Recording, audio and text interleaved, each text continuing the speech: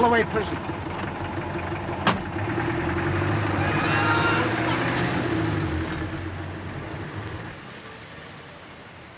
Mrs. Parker, when the police came to your house, why did you say, "I've been dreading this day since it happened"? I knew the doctor was suspicious. I assumed he must have gone to the police. What made you think he was suspicious? The sort of questions he asked. How could I possibly have made a mistake like that? I did, that's all. You must believe me, I didn't mean to kill him. We do believe you, Mrs. Parker. Miss Peterson's job is to persuade the jury. Now, you must tell her, just as you told me, everything that went through your mind. Even if you only thought about killing him? Oh, I thought about it more than once. I mean, wouldn't anyone? He was old, he was an invalid, and he was a sadist. He used to say I'd wasted the best years of my life looking after him. And he'd laugh when he said it. I suppose that doesn't help much, does it? Mrs. Parker, part of my job is to inform you of the alternatives open to you. Now, this has nothing to do with whether I believe you or not. You're going to say I'll get a lighter sentence if I plead guilty? No. It would have to be life just the same. But with mitigating circumstances and a recommendation from the judge. I won't admit to something I didn't do. Of course not. No one would want you to. Mr. Simpson said what matters is whether I intended to kill him. That's what they've got to prove, my intention. Just a rough outline, you understand? Perfectly right. Our best defense is that the prosecution simply cannot prove its case unless they can show you had a strong enough motive. I suppose Ronnie could be considered a motive. Mrs. Parker, who is Ronnie? Rosie, you are supposed to be typing the divorce petition, not reading the correspondence love letters. Broadening my mind, Mr. Collett. Furthermore, they're confidential. I'll bet. Sorry, Mr. Colletty. Rosie? Ah, Rosie, vision of loveliness. How would you like 2 tickets to Jethro Tull in concert next Friday? Fantastic. Then I shall speak to a friend of mine the moment that you've typed out this lot in triplicate. I know, yes, but just close your eyes and think about Friday. No, on second thoughts, don't close your eyes. That's the way you normally do it. Typing. I'll get on with it now. No, you won't, not till you finish that divorce petition. I have finished, Mr. Colletty. I was just clearing up. Then what have you been hanging around for? I had nothing else to do. I'll be about an hour, Mr. Elliot. Fine, well, I'm going out, so just leave it on my desk, would you? There you are, you see, Bill. All done with kindness. You should try it sometime. Oh, I might, sir. If I stop getting results my own way. Yeah. Oh, Harriet. We can't go on meeting like this. Can't go on. We've hardly begun. Put me down, James. I'm in a filthy mood. Anything wrong, Miss Peterson? Only that I've had to drive up and down Fleet Street and along the embankment and twice up every street in between looking for somewhere to park. Oh, I know. It's a terrible bore, isn't it? I shall be back before tea, Bill, if I'm wanted. Bye, Harriet. Right you are, sir. Any messages? 2 calls. I've made a note. Couldn't the attendant help you? He offered to park it for me, but I couldn't afford the bribe. Bill, do you know anyone with a white Italian sports car? You can see it from the window, parked right across my space. Yeah, well, it could be somebody just visiting. Miss Peterson, look at this.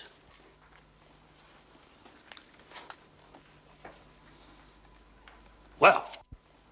Well, that's one question answered. Yeah, I'll have a word with him. Oh, forget it, Bill. He's as much right to park his car there as I have. I should get myself a numbered bay like Sir John. Yeah, but that's the chamber space, Miss Peterson. As number 2, you should take priority, not the over-familiar Mr. Elliot, who's only just joined us. Mr. Elliot is not the kind of young man to take instructions on where to park his car. Remember, he earns more than any of us. Excepting Sir John. Always excepting Sir John. Have you heard from him, by the way? Well, just this rather rude postcard from Inverness. Do you think it possible he didn't see the joke? More than likely, I'd say. Still, I wish he were coming back today instead of next week. Problems? Come in a minute, Bill. Let me bounce it off you and see how it sounds. Or what I should say is, give me the benefit of your experience. Perhaps much the same thing.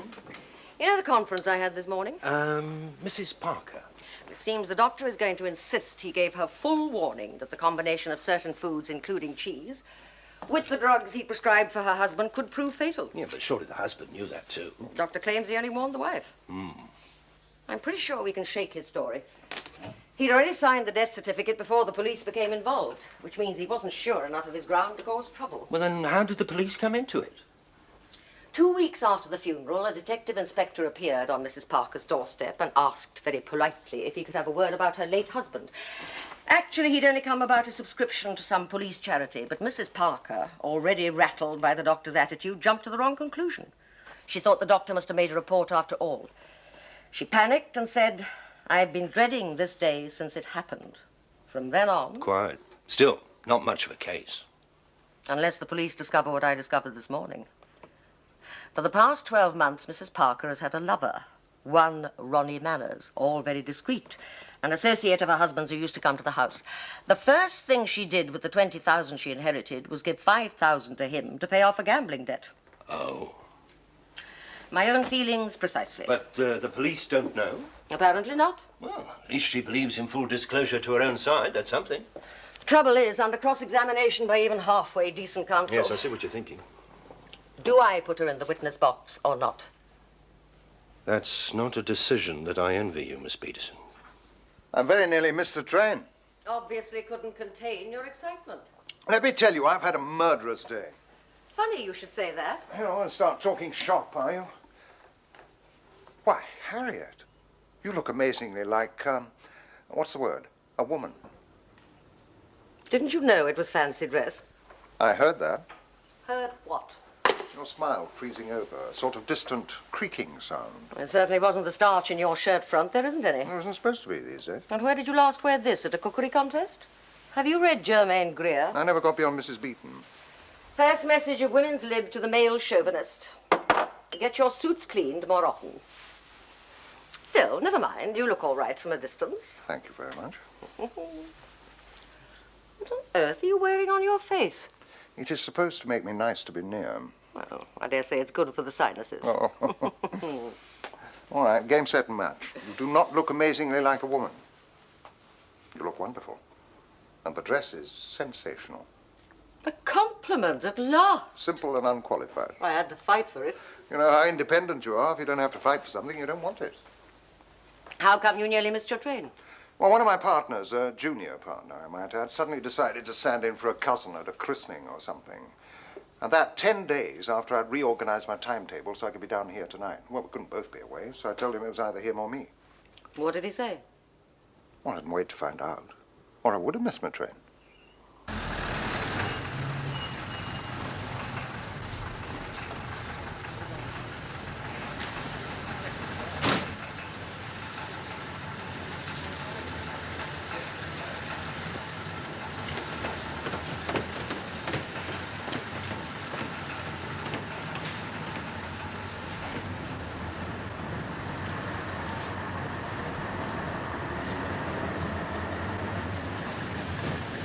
Friend of yours?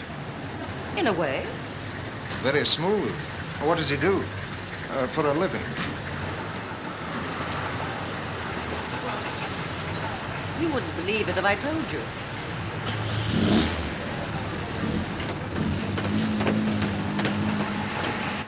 I haven't been sleeping, but they've given me something now. It helps a little, but I get these nightmares.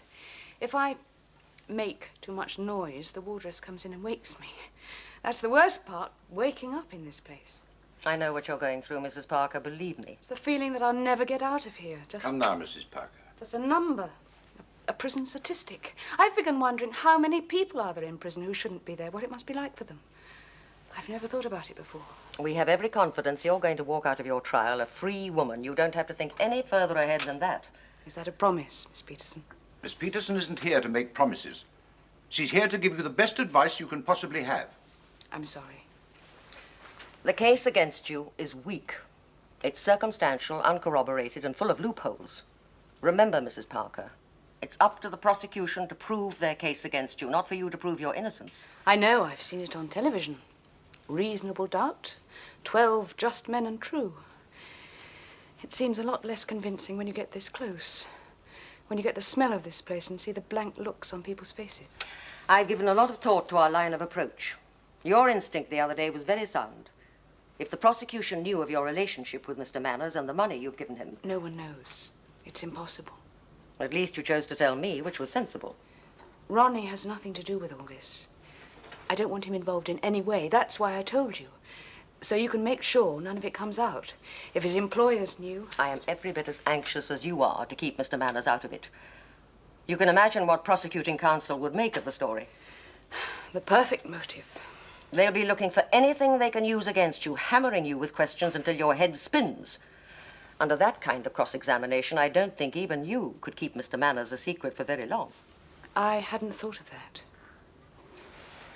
There is one solution. Not to let them cross-examine you at all, by not putting you in the witness box. You mean I wouldn't have to answer any questions? It also means you have no chance to give evidence on your own behalf. Is that important? It's a decision I'd much rather make with your approval than without it.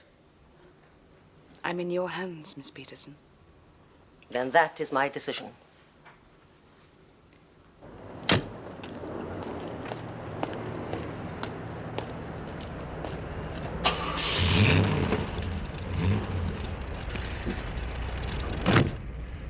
I expect you'll want a signed statement from her saying she agrees with your decision not to call her. No, that won't be necessary. Not even to protect yourself in case the thing goes wrong? Henry, that poor woman has enough on her mind without worrying about whether I trust the advice I've given her. My car, you say, Bill? Your car, sir. What do you mean, yesterday? Exactly, sir, yesterday. Well, I should be driving in every day now. Which is why I feel we should clear the matter up now. I don't see what there is to clear up, Bill. I thought it was fairly straightforward, with all due respect, sir. Miss Peterson has been using that parking space ever since she joined the chambers. Well, yes, but it's not a numbered bay, is it? I thought it was for the use of anyone in chambers. Well, so it is, strictly speaking. There you are, then. Not quite, sir. No? I would have thought, sir, that you could have seen your way to making your own arrangements. As a matter of courtesy to Miss Peterson. Did she ask you to say that? Yes, sir, that's my own opinion. Well, thank you, Bill, for giving me the benefit of it. I realize, Mr. Elliot, that you joined these chambers at the direct invitation of Sir John Gallagher. Also that your earnings exceed those of anyone else, excepting only Sir John himself. But I merely want to remind you, sir, with all possible politeness, that Miss Peterson is still number 2 in these chambers, not you. I see. Well, perhaps I had better remind you of something, Bill. I'm a member of these chambers. You are not. You are the clerk here. Your job is to look after the books. You do not issue instructions to members, and you do not interfere with matters which do not concern you. And you tender advice if, and only if, it is requested, at least when you are speaking to me. Now, have I made myself quite clear? Afternoon, Bill. Hello, James. Am I interrupting something? No, not at all. Bill and I were just having a chat. And where were you off to last night, looking so glamorous? Regimental dinner. Ah, very larky. I must say, I've never seen you looking prettier. Well, when duty calls. This came by hand, Miss Peterson. Thank you. What have you done with that expensive motor car of yours today? I've gouged it around the corner. I made a booking for 12 months. I didn't want to be in anybody's way. Great minds. I've just done the very same thing. You mean that you haven't left it outside? You didn't ask, did you, Bill? Well, there's a nice empty space for someone. Can you spare a moment, James? I want to ask you something. Yes, of course.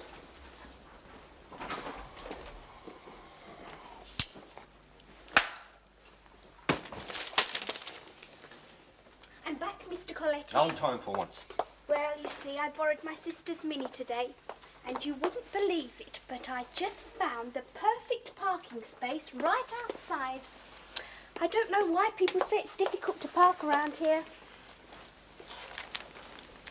Is anything wrong, Mr. Colletti? The Mitchell case? As I remember, you handled it rather well, and without calling the defendant.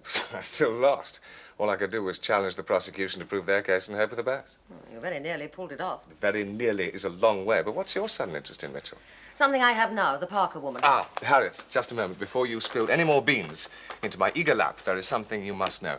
Whilst you were out this morning, I accepted a brief that was intended for Sir John to appear for the Crown against Parker. You don't look very alarmed.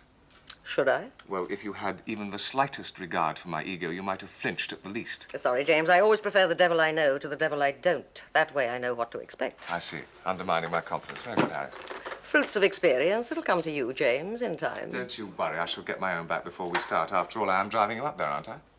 Are you? Well, there's no point in taking 2 cars. And the trains are impossible. All right, I accept. Thank you. Well, that should leave you a nervous wreck for at least the following 48 hours. Anyone who has been driven by Sir John Gallagher and lived has nothing to fear. I can see I'm going to have trouble with you.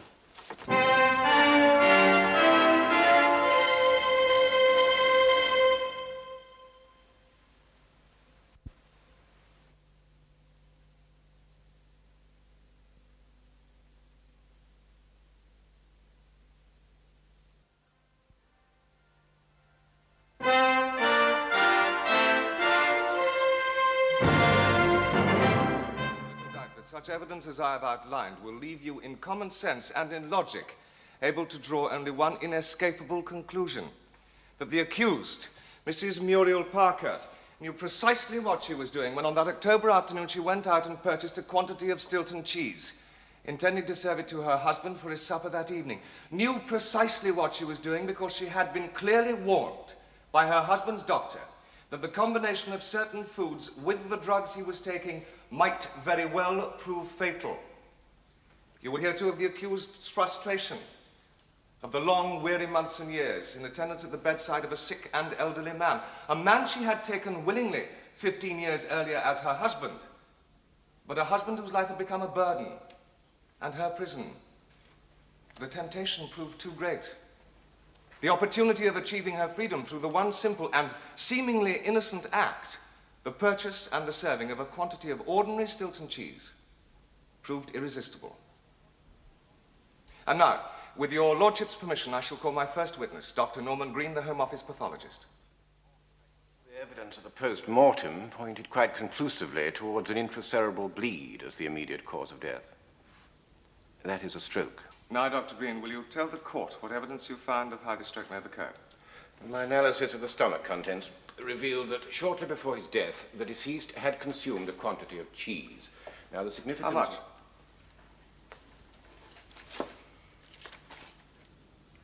5 ounces. Not excessive. The deceased would have been in no discomfort from overeating. Thank you, Dr. Green. Please continue. You see, cheese contains a substance called tyramine, in itself, and to a normally healthy person, quite harmless. However, when this substance is combined with certain others, the picture changes dramatically. Now, my analysis further revealed that on the day of his death, Mr. Parker had taken something like 60 milligrams of phenelzine. Yes, I'll explain what that means. Phenelzine is an antidepressant drug. A patient taking that, or any similar drug, and who then consumes any substance including meat or yeast extract, wines or beers, certain proprietary medicines, or cheese, is liable to suffer a rapid elevation in blood pressure. Now, this would be accompanied by a severe headache, and very possibly by the kind of intracerebral bleed or stroke which was the cause of death in this instance. What you're saying, Dr. Green, is that if the patient takes this drug, Phenelzine, and then one of the substances you listed, in this case cheese, the combination of the two would prove fatal. or possibly fatal. Was that the cause of death in this instance? In my opinion, yes. It's that awful journey in the police car every day. Holloway to here, here back to Holloway. It takes hours. Why can't I just stay here? I'm afraid that isn't possible. For a man, of course, it's much easier. They can accommodate him locally. But Holloway is the nearest women's prison there is. More unfairness to women. Yes, something of the sort. I am grateful for what you're doing, Miss Peterson. Coming down to see me and everything. I'll look in again tomorrow morning before the court sits. What's your room like? Bearable. Yours? Almost. I suspect there's a mouse caught in the central heating system. Why isn't it working? The mouse? Oh, the system, yes. I suspect that's why the mouse is so noisy. What are you having? Soup, I think, and then the lamb. Ah, well, you can't go very far wrong with the lamb. The famous last words. You know, a friend of mine once ordered the sole here. He took one bite and called the waiter. What, he demanded, has the chef done to this sole? He's grilled it, sir, replied the waiter. Then take it back, said my friend. I think it's ready to talk. Would you like to order now, sir? I think I'd better. Yes, soup and smoked trout to begin with, then we're both having the lamb. And what was it? A bottle of... 7, wasn't it? 7, yes. Would you ask the wine waiter for a bottle of number 7, please? Yes, sir. Thank you. Well, she seems a pleasant enough little lady, your Mrs. Parker. She is. Do you think she did it? Oh, come on, Harriet. I know you're not going to call her, so there must be something wrong. You don't know anything of the sort. Then why were you asking me about the Mitchell case the other day? I don't have to decide whether or not I'm calling my client until I've heard the whole of your case, and from what I've heard so far, it's not going to be necessary. Oh, come on, Harriet. Look, when counsel doesn't call a client, it's usually for one of a few reasons. Either she's guilty and you won't put her in the box to commit perjury. That's very rare. Or that you're afraid she might make an unfavorable impression on the jury. Except that I doubt that with your Mrs. Parker. I'd say she could bring a lump to the throat of a traffic warden on a wet Saturday. The third reason could just be that you're afraid that under cross-examination she might reveal something particular that would make a conviction certain. 3 choices. Well, you just have to take your pick, won't you? I shall put my money on the last one. Fascinating. I shall winkle it out, whatever it is you're hiding. Dr. Lomax, you were Mr. Parker's personal physician. Yes. For how many years? 14, a little more, maybe. Were you treating him at the time of his death? I was. For what? Well, now, that's rather a long story. 12 years ago, at the age of 50, John Parker suffered a very severe heart attack. If he had taken my advice then, rest, diet, given up smoking, he might have made a reasonable recovery. But he was a man who always knew best. As a result, 8 years ago, he had a second attack, which left him almost a permanent invalid, unable to leave his house. Did you prescribe various drugs to aid Mr. Parker's condition? I did. And did you at any time prescribe antidepressant drugs for Mr. Parker? Yes. When was the first time? 7 years ago. And why did you? The patient was depressed, that's the short answer. Depressed by what? By his condition, by being an invalid. He'd always been a very active man in the past. I tried him on several antidepressants, but with only limited success. Then recently, I tried him on one of a group of drugs, monoamine oxidase inhibitors. In this case, the drug phenelzine. That's right. What was the dosage? 1 tablet of 50 milligrams 3 times a day. That's 45 milligrams in all. Dr. Lomax, the post-mortem on Mr. Parker revealed that on the day of his death, he'd taken about 60 milligrams. Yes, I know. Oh, did that surprise you? Not unduly. It had happened before. How many times to your knowledge? At least 3. And for what reason? The patient was more than usually depressed. Dr. Lomax, do you know where these tablets were kept? In a cupboard in Mrs. Parker's bathroom. And were they accessible to Mr. Parker? No, I advised his wife to keep them under lock and key. She measured out the daily dosage and in order to avoid mishaps. So that if Mr. Parker had wanted an extra dosage, as on that last day of his life, he would have had to ask his wife for it. That is so. Dr. Lomax, did you warn Mrs. Parker of the danger to her husband of certain foods whilst he was taking this drug? I did. And in your opinion, did she understand that warning? In my opinion, yes. I've made myself perfectly clear. Dr. Lomax, what effect would an extra dosage of phenelzine, as on the last day of his life, have had on Mr. Parker in relation to these foods? It would have increased the dangers considerably. Dr. Lomax, was there ever any suggestion made that Mr. Parker should be transferred from his home to a hospital for more professional care? Yes. And from where did the suggestion come? From Mrs. Parker. Why? Did she say why? She told me she was finding the strain intolerable. And how did Mr. Parker react to that? He became very angry. He told his wife twice in my presence that she was failing in her duty by even suggesting such a thing. Her duty? As his wife, he even refused trained help in the house. And how did Mrs. Parker take that? She was very upset. Once she actually broke down. I was very sorry for her. It was an intolerable burden. Yes, yes. And of course she was very much younger than her husband, My wasn't she? lord, that is comment of a most prejudicial kind from counsel. Yes, Mr. Elliot, indeed it is. I beg your lordship's pardon. I will withdraw the question. I have no further questions. Miss Peterson, I imagine you have a number of questions to put to this witness. Quite a number, my lord. In that case, yes, I see it's nearly 4 o'clock. The court will rise till tomorrow morning. It should get off. You think so? I have an instinct for these things. I also have a suspicion that you're planning to take that poor, unfortunate doctor apart tomorrow. I shall do my best. Mrs. Tonic, Harriet? Thank you. Ian, You could do me a very great favour by keeping Harriet out extremely late tonight. I want her in no fit state for a fair contest tomorrow. Are you sure you won't join us for dinner? No, really, thank you very much, but I'm sure Harriet's seen enough of my face for one day. Besides, they're showing the Magnificent Seven at the local Roxy. I'll probably grab a hot... My God, if that's the time. Please don't get up here. Oh, you did. Oh, well. I'll see you again soon, I hope. I hope so. See you in the arena, Harriet. Right. Enjoy yourself. I could swear I've met him somewhere before. No, you've never met. His face seems faintly familiar. Regimental dinner. Outside the Hilton. Oh. Ian, are you sure today's your day off? What do you mean? Well, you haven't dropped your partners in it again just to come over and take me out to dinner. Okay. Well, just so long as you're not... None of my business. Sorry, I didn't mean to interfere. You don't have to worry about my partners. From what you've told me, I think you ought to worry about your own. Dr. Lomax, there is one very particular question I want you to answer. Did it ever, at any time, cross your mind there was a serious possibility of Mrs. Parker's murdering her husband? Come now, Doctor, it's a straightforward question. I must say that's hardly how it strikes me.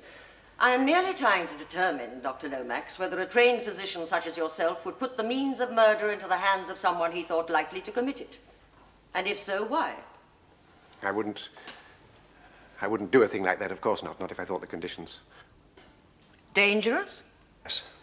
So you did not regard Mrs. Parker as a potential murderer? Well, no. You are quite certain of that? Yes, quite certain. Well, that is something at all events. Now, let us turn to the warning you say you issued on the dangers of the drugs you prescribed for Mr. Parker. You say you gave that warning to Mrs. Parker. Did you also give it to her husband? No. Why not? Well, I've always considered it unwise to risk further depressing an already depressive patient by letting him think that a course of treatment was in any way unusual or dangerous. I see. In order to preserve the patient's peace of mind. Exactly. Dr. Lomax, you maintain you gave Mrs. Parker full and clear warning of the dangers, the things her husband must not eat or drink. I did. Did you write that list of things down for her? No. Did Mrs. Parker ask you to? It wasn't necessary. The chemist would supply the list when he handed over the drugs. When Mrs. Parker told you the circumstances of her husband's death, what was your reaction? I assumed that she had ignored my warning. Ignored it deliberately? Well, under the circumstances, it was hard to draw any other conclusion. You mean in the circumstances it was hard to draw any conclusion other than that Mrs. Parker was a murderer? Dr. Lomax? Well,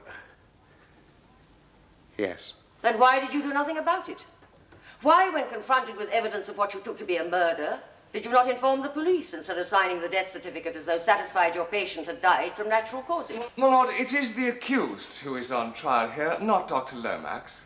Precisely, Mr. Elliot.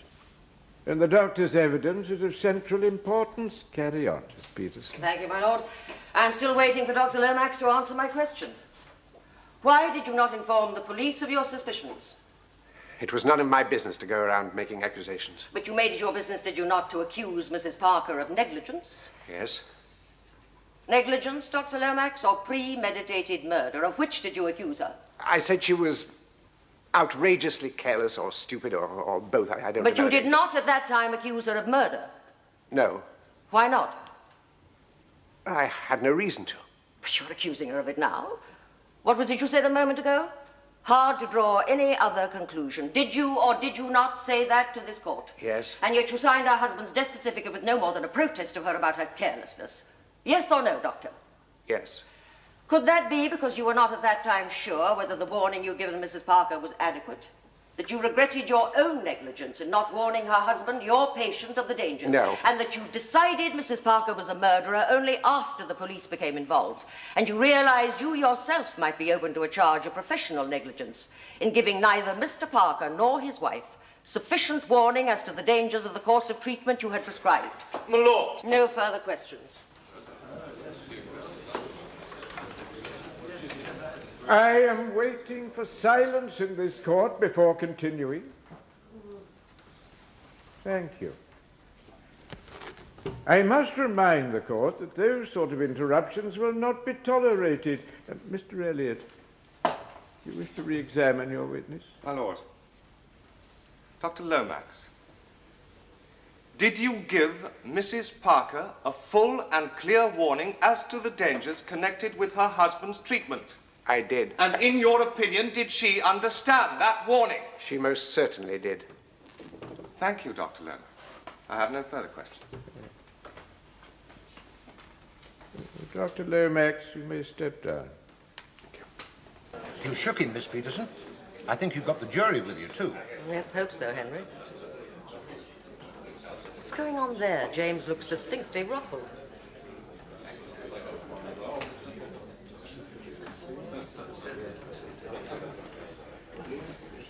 Mr. Elliot, if you've quite finished your consultation, perhaps you'd care to call your next witness. I beg your lordship's pardon. I find myself somewhat in difficulties.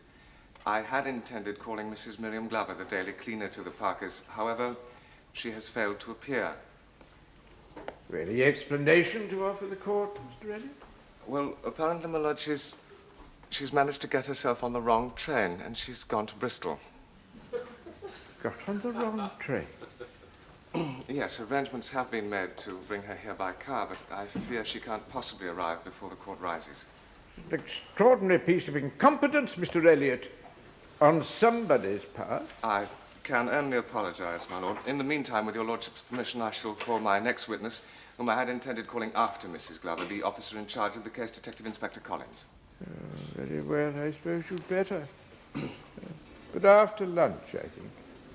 On November last at 11:35 in the morning, the door was opened by Mrs. Parker. I apologized for disturbing her and said I wanted to talk to her about her husband. How did she react to that? As though very shocked, and then saying, "I've been dreading this day since it happened." Did you understand what she meant by that? Not at that time, no, sir. What did you do next? I asked her what she meant. And she replied? She replied, "You think I killed my husband, don't you?" She replied, "You think I killed my husband, don't you?" Inspector, would you tell the court why, in fact, you called on Mrs. Parker that day? To inquire whether she wished to continue the financial support of a local charity, an orphanage the police run a concert for once a year. Her husband had promised to support it just before he died. It was only right she should be given the opportunity of withdrawing. You did not go to ask any questions about her husband's death? No, sir. Nor did you attempt to lead her into any self-incriminating statements as to the matter? Hopefully, my lord, not as the prosecution is at present leading this witness. Quite, Miss Peterson. Mr. Elliot, you know better than that, though you'd sometimes have us disbelieve it. Inspector, you will ignore that question. My lord. My lord. Inspector, did you eventually obtain an exhumation order on the body of Mr. Parker? I did. 19 days after the funeral. Did you speak to anyone other than Mrs. Parker before doing so? I did, to Dr. Lomax, and of course to Mrs. Glover. My lord, Mrs. Glover. Is the witness who got on the wrong train? Yes, I'm aware of that, Mr. Elliot. Yes, my lord. I have no further questions. Miss Peterson? Inspector, we have heard the evidence of Dr. Lomax, though we have not as yet had the privilege of hearing from Mrs. Glover. Would you not agree that Dr. Lomax's evidence amounted to nothing more than simple suspicion of Mrs. Parker's motives? I would not have put it that way. No? Then let us try putting it this way. You went to see Dr. Lomax after your suspicions had been aroused by what Mrs. Parker said to you when you called on her. I did. And what you are saying is that Dr. Lomax confirmed your suspicions. You could say that. So you had nothing in your hands but a web of suspicion and straightforward gossip, nothing in the nature of evidence. And had it not been for the ambiguous nature of Mrs. Parker's remark to you, you would not have pursued the matter any further. I would not describe what she said as ambiguous. No? Then let us return to the conversation you had with Mrs. Parker that morning. Did she at any time admit to having murdered her husband? No, ma'am. Did she in fact admit to anything more than that she thought the doctor might suspect her of it? I didn't understand that to be what she was saying. Then what did you understand her to be saying? Simply that she had something on her mind and she assumed I knew what it was. But it would be quite consistent with her words, would it not, Inspector, to interpret them as meaning that what she had on her mind was not guilt for her husband's murder, but the fear of an innocent woman that she might be wrongly accused of it? That is possible, yes. Possible. Thank you, Inspector.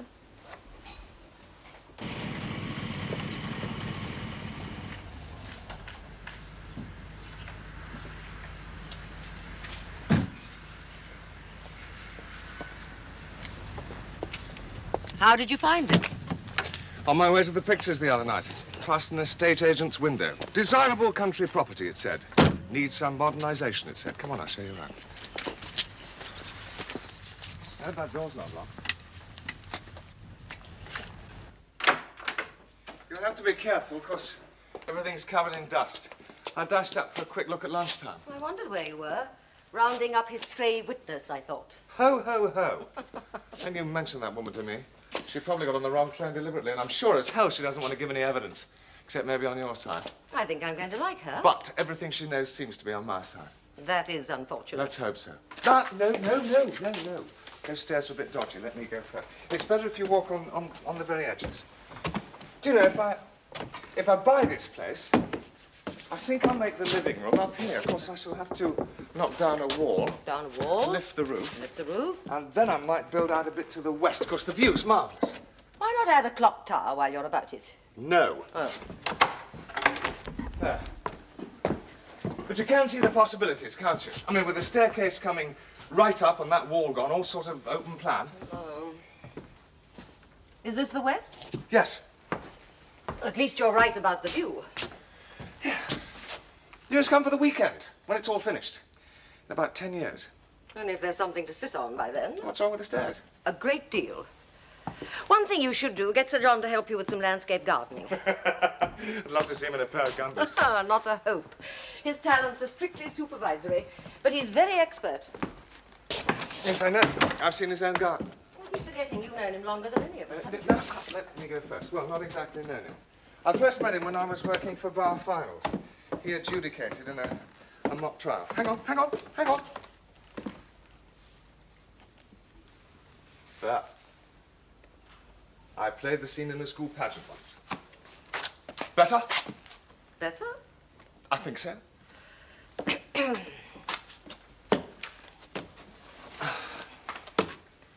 Isn't it?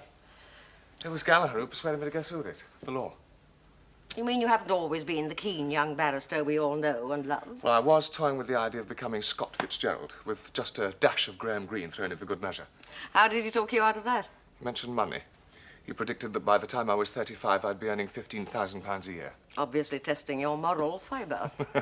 Did I pass or fail? At least you proved him right about the money. Yeah. Mind you, I still have a desk full of opening chapters. Do you know, one day, I might just drop out, the law, everything. Settle somewhere like this.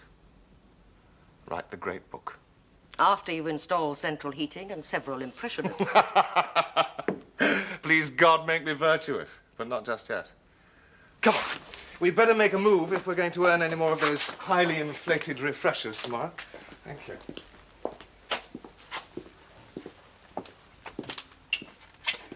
You know,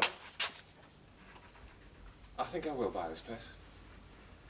Just so I know it's here.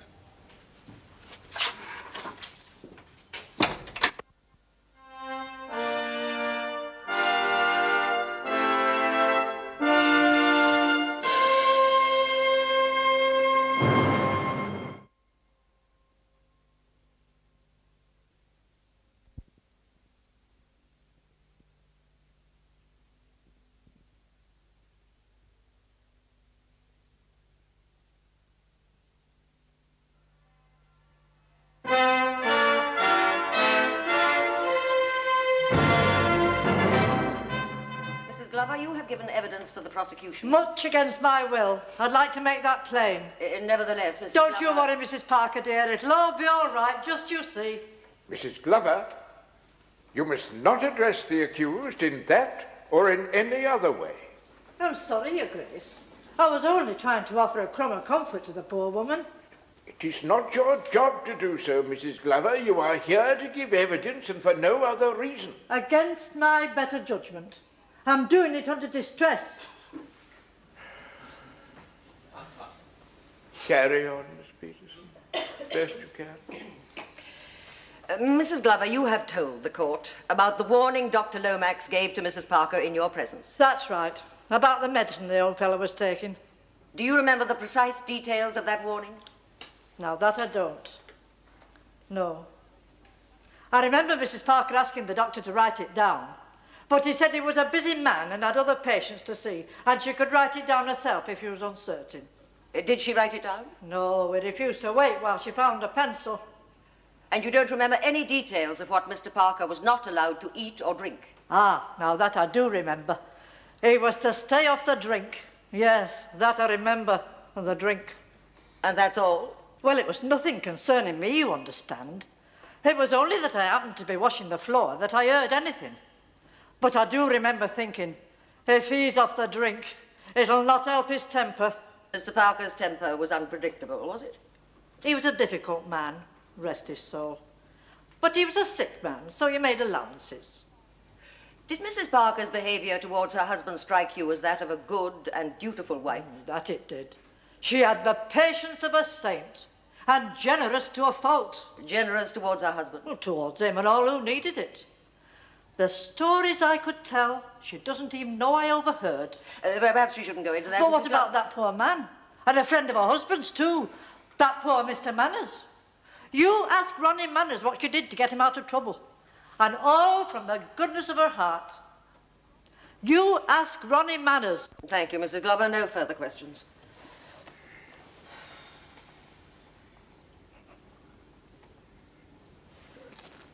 Mr. Elliot? Yes, my lord. Several further questions.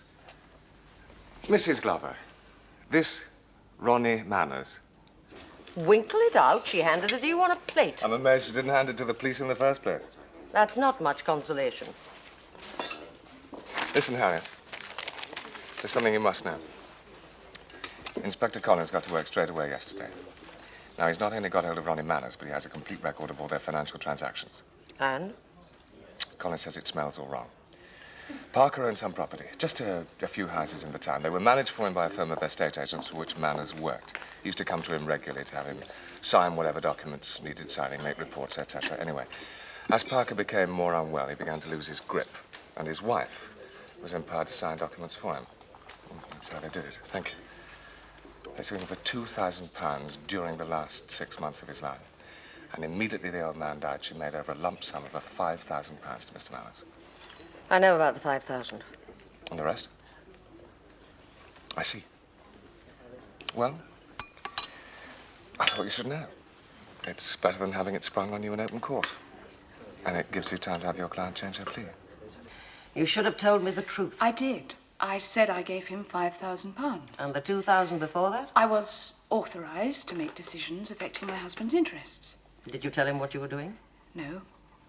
If only that silly woman It's hadn't... no good blaming Mrs. Glover. She thought she was helping you. But how did she know about Ronnie and me? She never suspected you were having an affair. What she did find out, over here, was that somehow you'd found the money to pay off his gambling debts. To her, it was simple generosity, which is not what the jury will think. I know.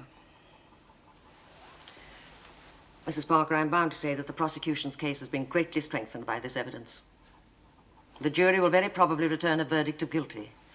In view of that, we must consider whether you should change your plea. No. I'm sorry, I won't.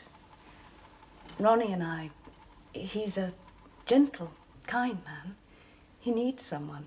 We were going to be married. Let's leave it, we said, about None of that improves your chance of an acquittal. But there is a chance, isn't there? Surely there must be some chance. There's always a chance, but it's not a good one. I advise a plea of guilty and let me do what I can in mitigation. No. You see, standing up in court and saying, yes, I did it, I'm a murderer, seems so much worse. Worse even than being convicted. Even if they do say I'm guilty, he won't believe them. Ronnie, he'll stand by me. Can't remember when I first told her about my debts. Roughly. About 4 months after. After you became lovers? Yes. Why did she offer to give you the money? She said she wanted to help. I didn't ask her. I never asked for money. Did you discuss ways of raising the money? Yes. And whose idea was it to raise the first 2,000 in the way that you did? Well, both of us. Did you discuss consulting Mr. Parker? No. That would have been pointless. So, as far as you are aware, Mr. Parker remained in ignorance of the arrangement between his wife and yourself? She said she didn't want to worry me about him. She said she'd take care of it. And what did you understand her to mean by that? I assume she meant keep him in the dark. Ah. Did you discuss the possibility of marriage with Mrs. Parker?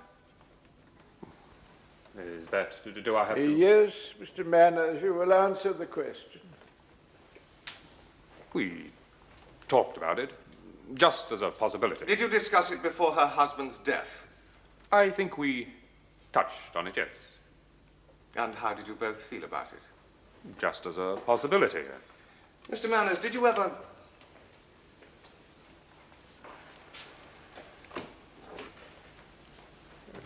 Another delay?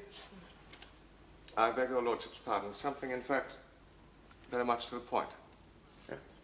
Mr. Manners, what was the sum total of the debt that Mrs. Parker paid off for you? Several £1,000.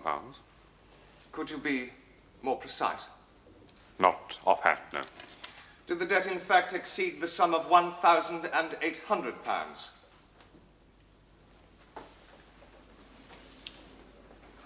No. Then for what reason did Mrs. Parker pay to you the sum of £5,000 immediately after her husband's death? I told her I wanted it for the rest of the debt. Was that, in fact, the case? I used the money as a deposit on a house. My wife had left me. Your wife? But do I understand you are already married, Mr. Manners?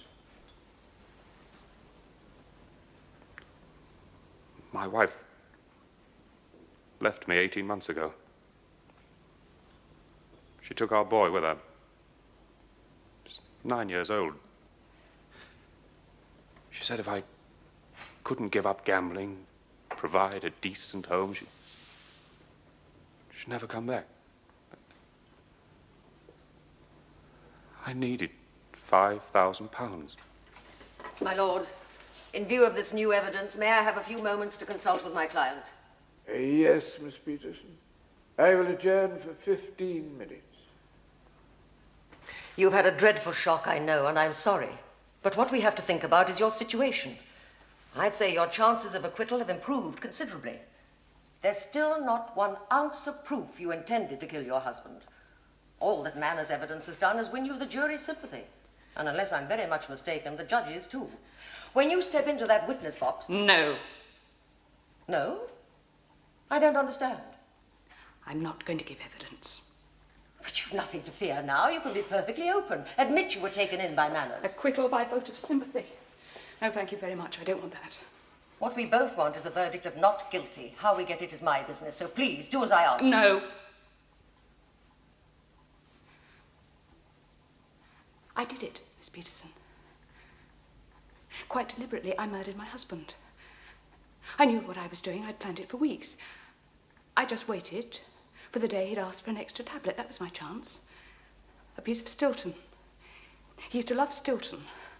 I thought he'll be bound to make a pig of himself. Once I made up my mind, I just waited. I just thought of the future. With Ronnie. Mrs. Parker, you're distraught. I'm going to ask for a further adjournment. I'm perfectly all right. If what you've said is true, and I say if, why have you only chosen to tell me now? Because I want him, Ronnie, to know just how much this house for her, for his wife, has cost. I want to rub his nose in it.